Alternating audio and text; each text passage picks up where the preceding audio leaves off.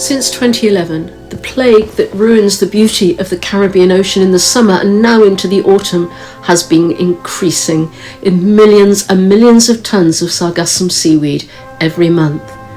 What are we going to do about it? Bisono is the CEO of SOS Carbon. Good morning to you, Andres. Good morning, Zoe. Thank you. Thank you for having me. Pleasure, to be here discussing, the great challenge of sargassum. Looking at it only as a challenge, but rather as well how we can keep bringing socioeconomic development and new opportunities for the Caribbean region through a proper management and processing of these material. I mean, this is a really big problem in the Caribbean. It's been progressively since 2011, year on year, getting worse. And we're now in September, and it is still a problem. So the season seems to be extending. Why is this happening, do you think? Indeed. So as we saw from the beginning, and many of the causes of the disproportionate growth and from that growth, the volumes that then we get across the Caribbean, we're seeing factors like, like temperatures and then ocean temperatures, mineral runoff from fertilizers, from deforestation, are just events that are not stopping. And from that, we need to be more conscious of also those root causes, then prepare what will keep happening with sargassum, because if those root causes are not, decreasing or stopping, then it's just a sign that, again, we need to really be proactive to mitigate sargassum and the volumes that we are receiving. More importantly, not only mitigate it properly, but also at the lowest cost and in a way that we can utilize it for new industries. Is climate change play a big influence in the increase of sargassum? I think climate change kind of summarizes or, kind of contains within the one name, right? The many factors also affecting or causing sargassum to be at the disproportionate volumes and levels that we're seeing nowadays and that we have been seeing for the past 10 years. Yeah. And a lot of people see the visible effects on it, the tourists. I mean, it looks and it smells absolutely disgusting. But what are some of the ecological effects that actually are happening in the sargassum? So there are multiple effects, right? And perhaps also to take a step back, sargassum has been known to be a good habitat in the open ocean.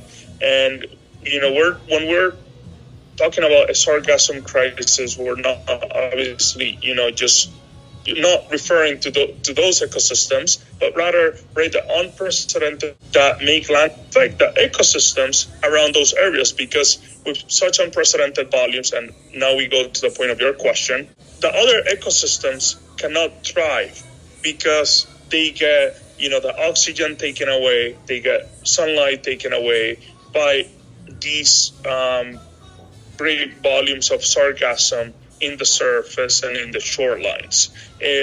With that said, we have also seen how sargassum, given that, it gets near shore, how in times it has prevented turtles to come out, like new turtles to come out and go to the ocean, because they cannot walk through sargassum, they get tangled, or they cannot then go back to get oxygen. So anyways, there are multiple, issues happening at an ecosystem level that we need to pay attention. And turtles is certainly a big concern in Antigua and Barbuda, particularly as we're now coming into the turtle season. In Antigua and Barbuda, we spend a lot of time trying to clear it, sticking it into lorries, putting it in landfill. But clearly that is just not working. So what are some of the solutions for the Caribbean? Yes, so we have deployed as well our systems in Antigua and Barbuda, so we're very grateful for also the proactive approach that groups within the territory have taken in order to, again, not only properly mitigate what's going on, the sargassum crisis, but also working towards methods that, again, that will allow us to go from problem to opportunity. Yeah.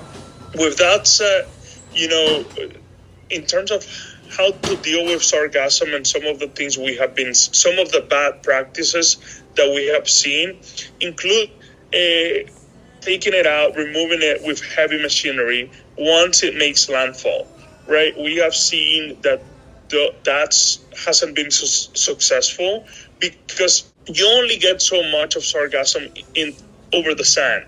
But then once you try to take it out, given the unprecedented volumes, using heavy machinery, what happened is that most of it that's taken out is sand, not sargassum itself.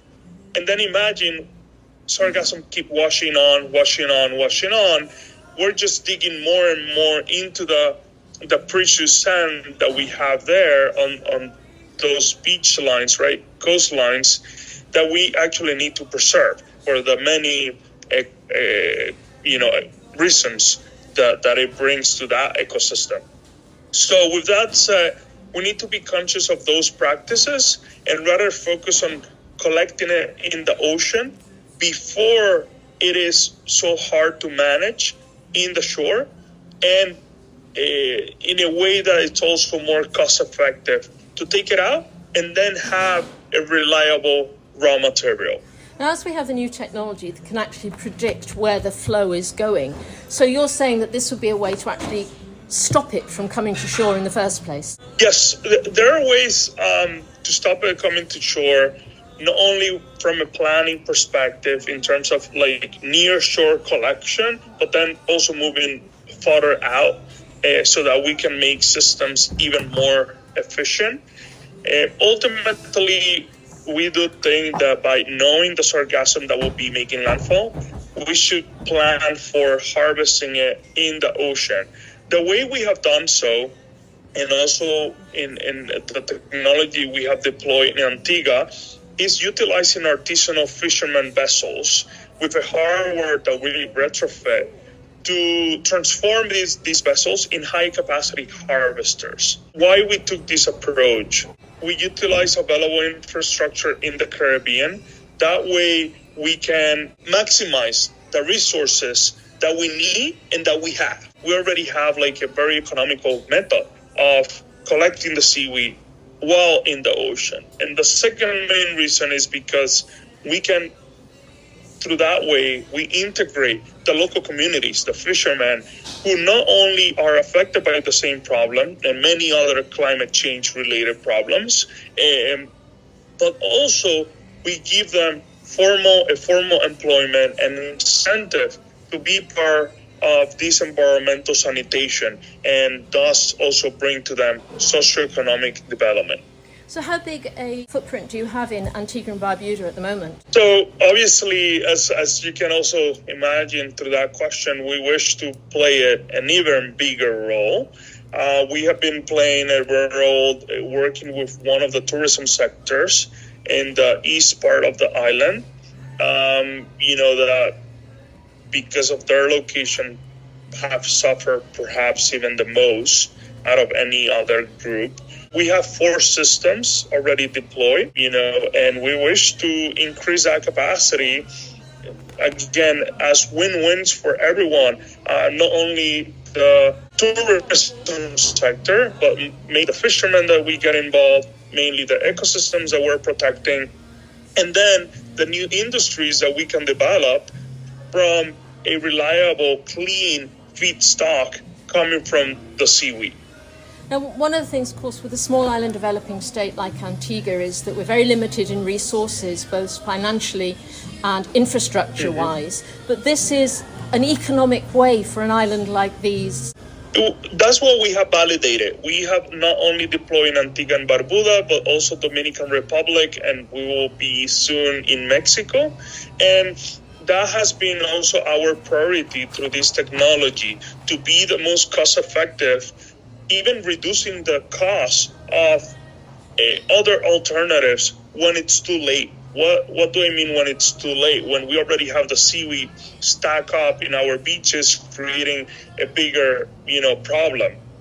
And with that said, we do believe that also from this technology, and that's what we have showcased as well, we can have local governments go out, they're working with us, working with the different stakeholders to ask for support for the developed countries and for global organizations willing to also come in and help take climate action. What do I mean? Already, again, with the story of integrating the communities, protecting the environment, and the many other benefits that we bring, working together, we can go into, knocking doors to like the World Bank, IDB, and I can keep going mentioning different organizations that will be willing, knowing that local stakeholders are united, they will be willing to come in and really support our efforts. Now, your company SOS Carbon, Sargassum ocean sequestration, and that the sequestration bit, that's what's sinking the sargassum before it comes to the shore. Indeed, yes, that's where our name comes from, because through proper management of the seaweed, avoiding it from making landfall, avoiding it from rotting, we can also sequester the carbon and methane that it has obtained or it has captured. Now, on to your point of the sinking, that's another technology that we have developed, that we have also validated at scale. But for the time being, we're focusing on the technology that I mentioned, which is harvesting using artisanal vessels, employing the local communities, and then utilizing that sargassum as feedstock for value-add products. I can go on into mentioning a few as well.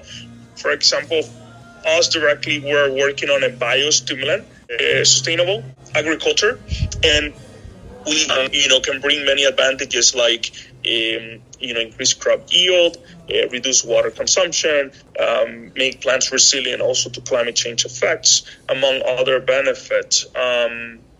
So we're really working towards that full circular economy that we can bring to the Caribbean.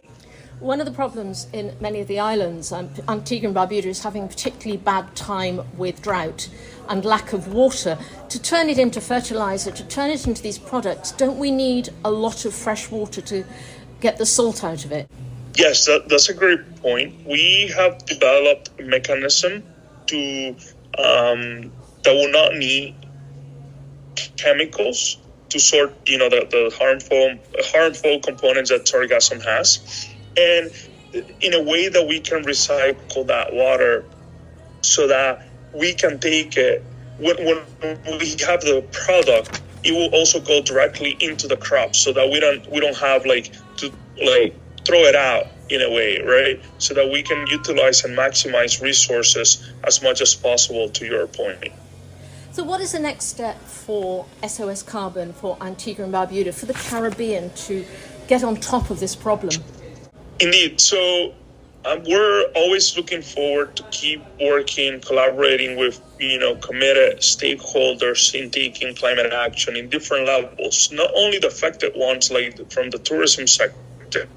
We're looking forward to keep collaborating and working together with committed stakeholders, not only from the affected, the sectors that are affected by sargassum directly, but even others corporate leaders that want to step in. I was given the example that if there's less tourism, that will mean, for example, less bank transactions in the island, right? So maybe local banks will want to also come in and support different activities, or I can keep going in other groups that can get involved. With that said, we're looking forward to expand our protection, the areas that we can cover in the island, and more especially also start bringing the technologies that we have developed for the transformation. And so having Antigua and Barbuda also being able to directly process what's being harvested, again, to use them in these new industries. So, Andre, to sum up what you've been saying, the new technology that you have, the methodologies you have, enables Antigua and Barbuda and the Caribbean to not just gather the sargassum, to stop it accumulating on the beaches, but to actually use it as well.